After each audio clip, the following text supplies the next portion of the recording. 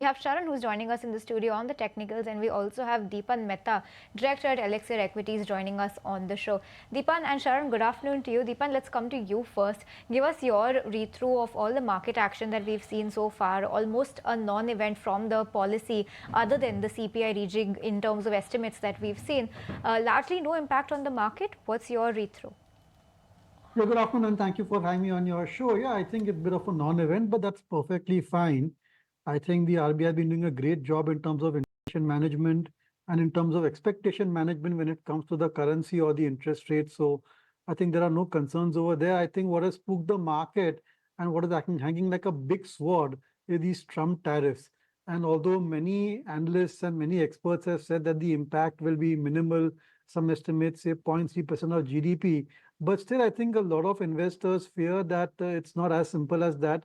It's quite a complicated development because it's not just exports to US, but also affects the competitiveness of India exports to the rest of the world and its own competitive position as well. And it's a kind of a flux situation for a lot of exporters because, he speaks about increasing tariffs from these levels as well. So we are in a very vast situation of uncertainty over here.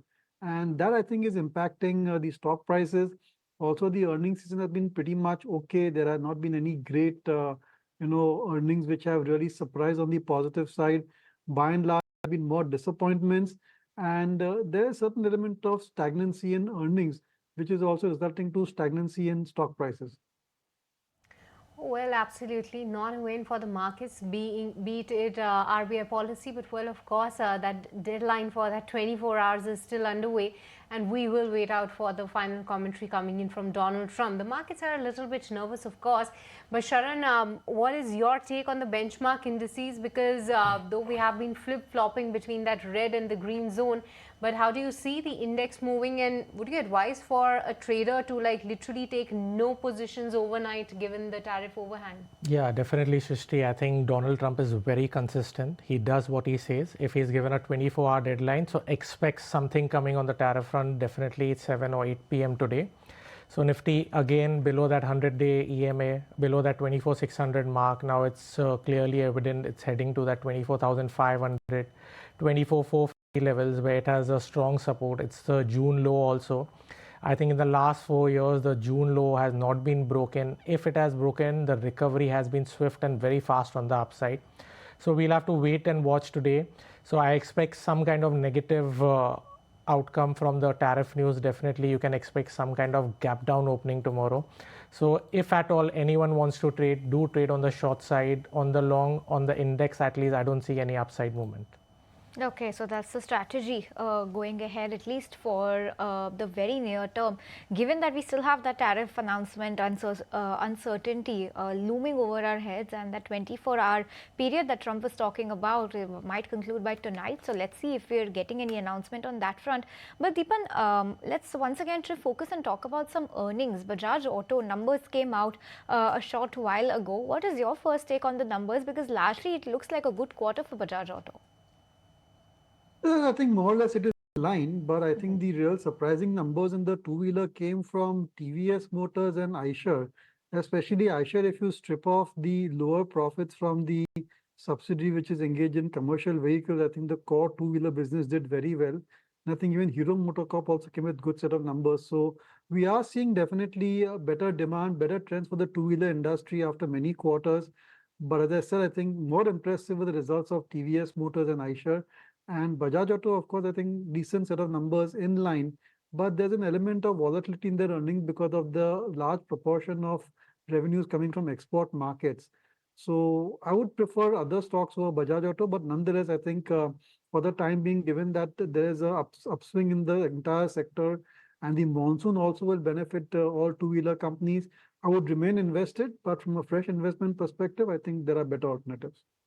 Also welcome on board Shrikant Chauhan, Senior VP of Technical Research at Kotak Securities. But Shrikant, before I come to you, I just want to throw some light on the kind of numbers that we have seen coming in from Britannia. They came in post-market yesterday and the stock is taking a beating in today's trading session. A lot of it has to do with the kind of miss that we've seen on the PAT, EBITDA and EBITDA margins. This time their SAR, which is a part of the employee cost, that has inched up quite significantly, up 47% on a sequential basis, which is what has weighed on EBITDA this time around. But more importantly, it's important to notice that brokerages have maintained their as well as target price. At least the top 5 or 6 brokerages that we track closely have not made any revisions in Britannia's stance or target price.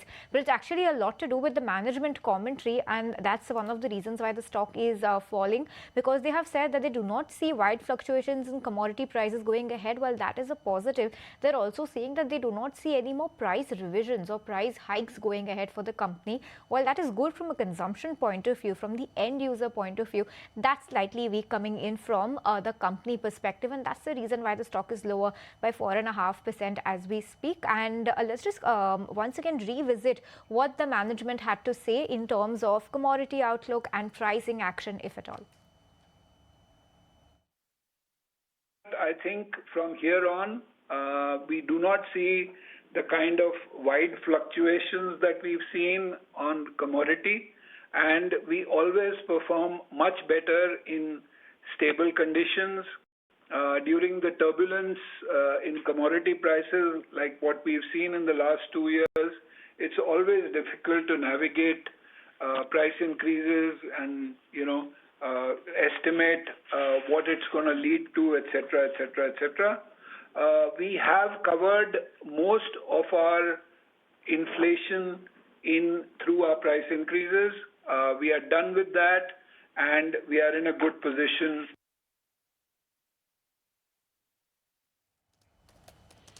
Okay, so that's the word coming in from the management of Britannia, and of course muted first quarter is what we've seen. No eye on the volume figure yet, but the brokerages, Macquarie estimates this number to be at 4%.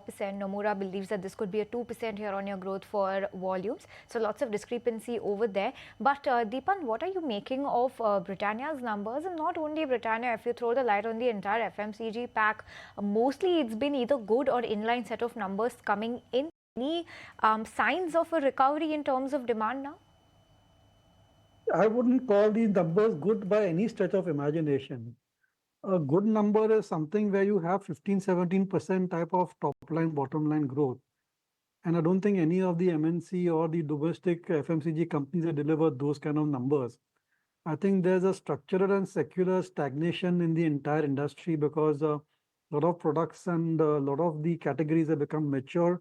And now their growth is in line with low single-digit growth, which is in line with the population growth.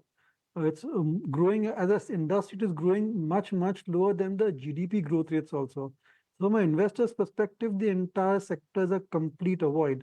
There could be a few outliers, companies which are still doing well, like say Varun Beverages comes to mind. Maybe some of the snacking companies like Bikaji or some of the other food companies. But by and large, I think the likes of Britannia, HUL, Nestle, Godrej Consumer, Colgate, they all, I think, have to be avoided, and investors may find it painful to sell. But if you want your portfolio to outperform going forward, you have to be zero weight all these traditional FMCG companies. Right, so have zero weightage on all the traditional FMCG companies, not backed by a growth, strong growth number is what Dipan is highlighting.